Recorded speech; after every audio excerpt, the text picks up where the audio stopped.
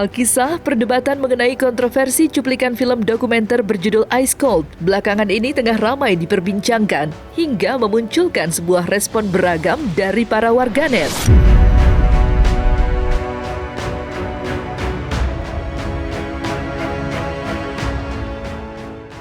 Namun, dari sekian banyaknya penilaian terhadap film tersebut, tak sedikit masyarakat mengubah pandangannya terhadap jerat dakwaan yang harus diterima Jessica Wongso.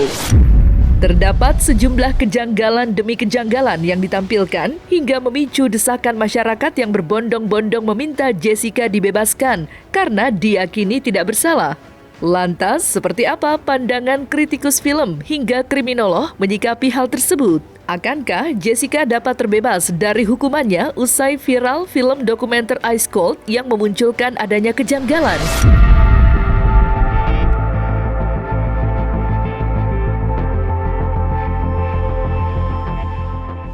Memang kasusnya sendiri sangat menarik ya. Orang nggak usah difilmin ya, diomongin di medsos aja udah seru sendiri orang gitu kan.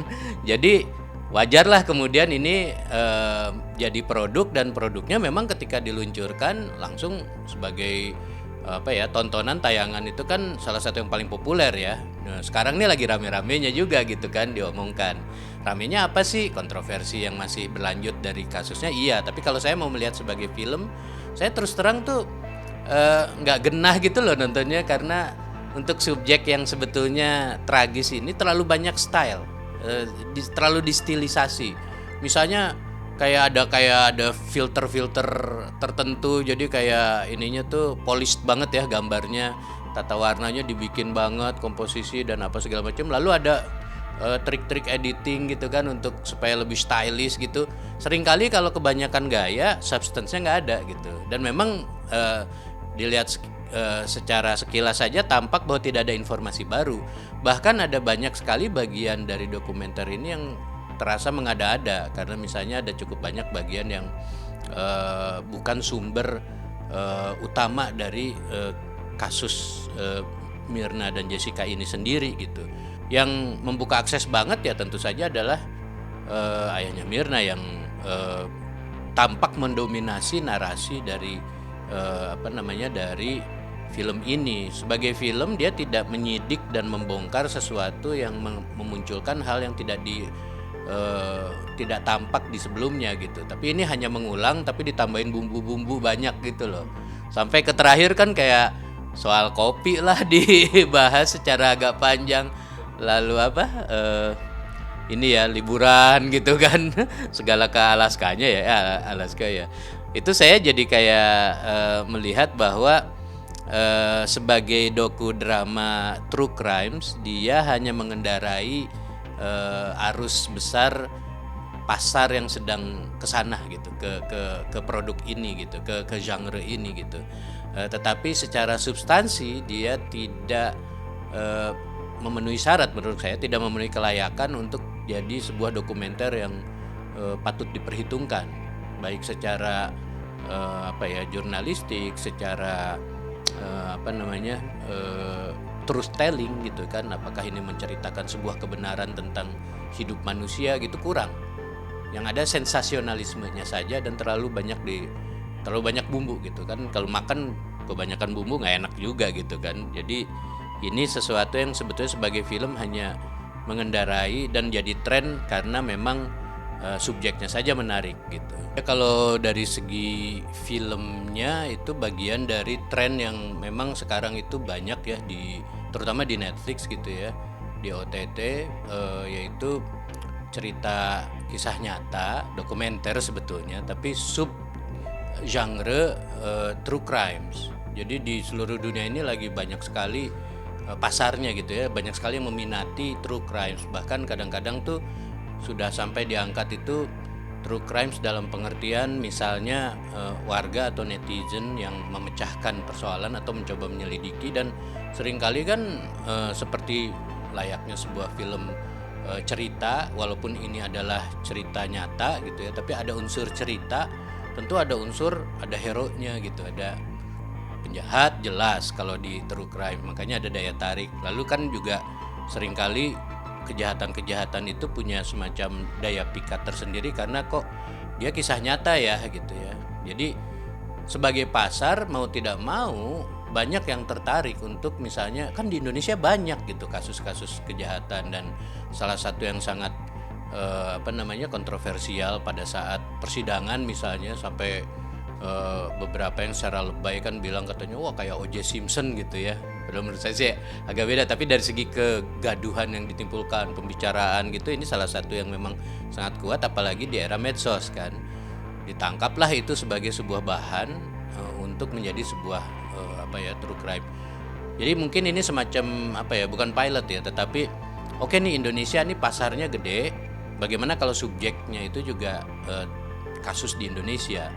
Nggak ada niat mulia itu sih kayaknya sih.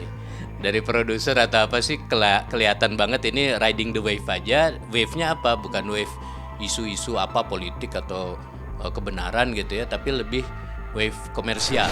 Ini sebenarnya gara-gara peluncuran dokumenter ini jadi agak ke-trigger lagi gitu ya. Jadi ingat lagi gitu peristiwa itu gitu waktu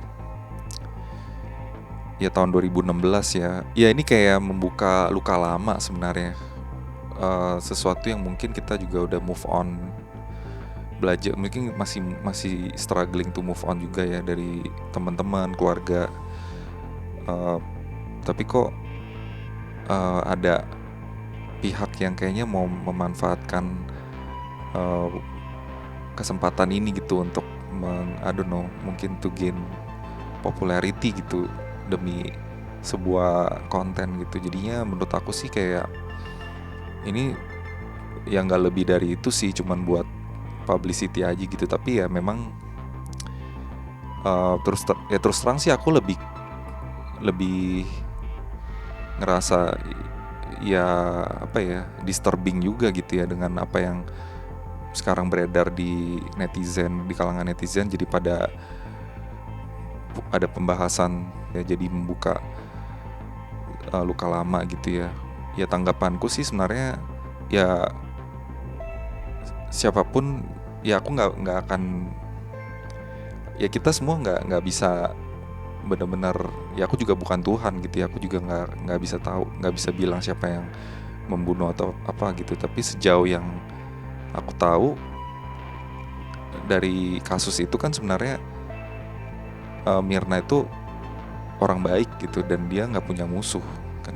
Jadi siapapun yang melakukan itu pada saat window time ketika kopi itu diseduhkan dan cuma ada temannya itu yang pesenin duluan, itu kan udah paling kemungkinan terbesar gitu ya. Kita bisa simpulkan sendiri aja sih.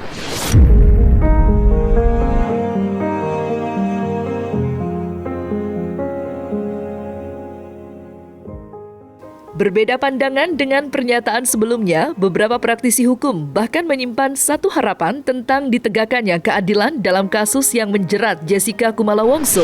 Ya, menurut pengetahuan beberapa pengacara yang mengikuti dan melihat fenomena yang terjadi, sejatinya dalam kasus tersebut diharuskan untuk mengedepankan prosedur penetapan seseorang yang bersalah dengan minimal 2 alat bukti. Sebagaimana hal itu dapat disebutkan lantaran tak ditemukannya sederet alat bukti dalam persidangan 7 tahun silam. Lantas, seperti apa penglihatan para praktisi hukum melihat peluang kasus Jessica Wongso yang digadang-gadang akan kembali dibuka setelah sempat diperjuangkan oleh tim lawyernya terdahulu?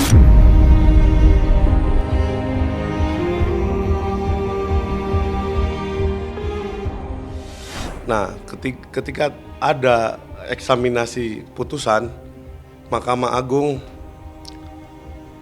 seyogyanya bisa melihat ini sebagai satu peluang bahwa sebetulnya apakah memang ada peluang dari si Jessica untuk dikurangi atau direview putusan berkekuatan hukum tetapnya.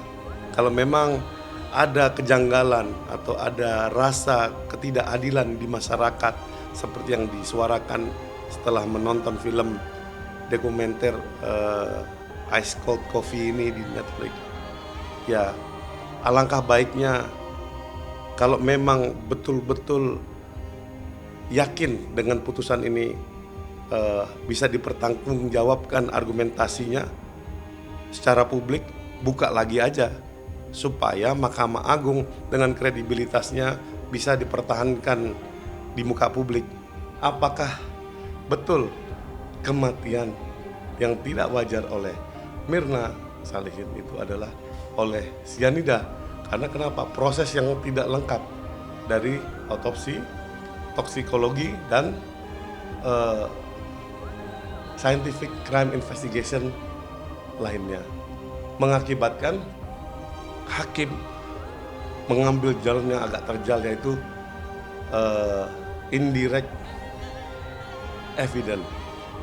Artinya ada bukti-bukti yang tidak langsung yang sehingga menyebabkan hakim yakin bahwa tidak ada lain dan tidak ada bukan penyebab kematian Myrna adalah yang hadir di situ adalah Jessica. Ya, kalau menurut saya pribadi sampai saat ini saya masih kontra dengan putusannya. Tapi terus terang, karena saya praktisi hukum, saya tunduk 100% dengan putusan yang sudah berkekuatan hukum tetap. Berdasarkan hati dan pikiran saya, dengan ilmu yang Tuhan berikan pada saya, bahwa Jessica ini tidak bersalah, tetapi dia dihukum. Pahit tidak. Pahit tidak. Saya tidak bisa mengatakan 1000%, tapi 99,999% itu dia tidak bersalah. Satu kan untuk Tuhan yang lebih tahu. Prinsip dasar gini deh simpelnya. Kalau saya terlalu teknis nanti mungkin rumit ya. Di dalam Netflix itu, ya, dan juga di persidangan, Anda lihat itu tonton. Krishnamurti, dia itu adalah direktur kriminal umum Polda Metro pada waktu itu. Dia membuat wawancara keterangan pers.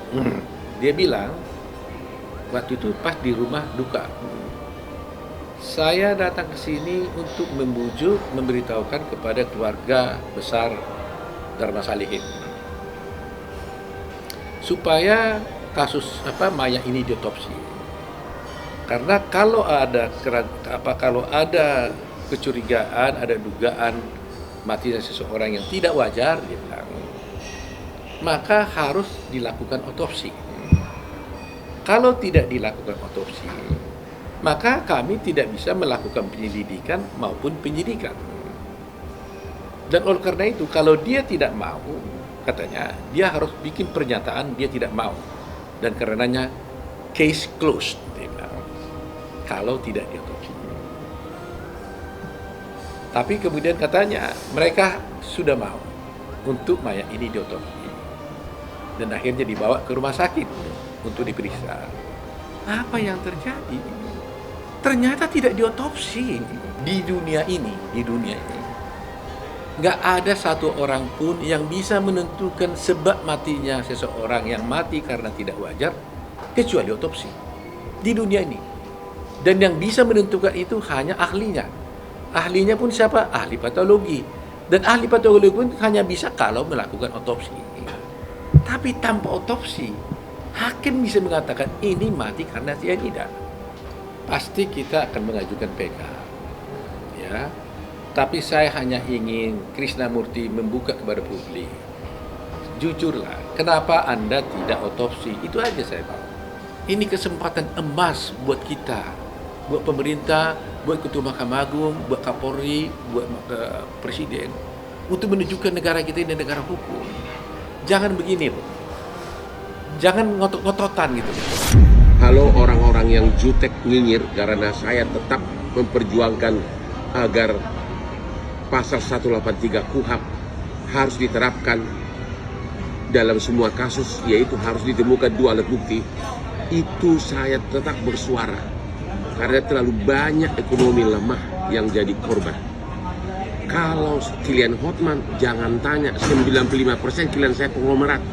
Jadi saya tidak berjuang untuk mencari popularitas.